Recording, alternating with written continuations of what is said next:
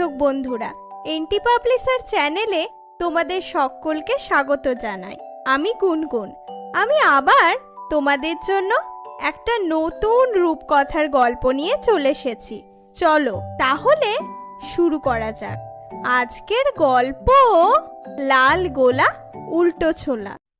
বীরপুকুর নামক এক গ্রামে তার মায়ের সাথে থাকতো ময়না নামের একটা মেয়ে। তার মা চরকায় সুতো কেটে বিক্রি করত।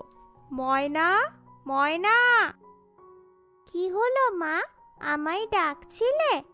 হ্যাঁ, এই সুতোর গোলাগুলো সরিয়ে রাখতো, কাল মনোহর তাঁতির কাছে দিতে যেতে হবে। ঠিক আছে। ময়নাও তার মায়ের সমস্ত কাজেই সাহায্য করত। কিন্তু পরের দিন মনোহর তাঁতিদের বাড়িতে সুতোর গোলা দিয়ে সে যখন ফিরছিল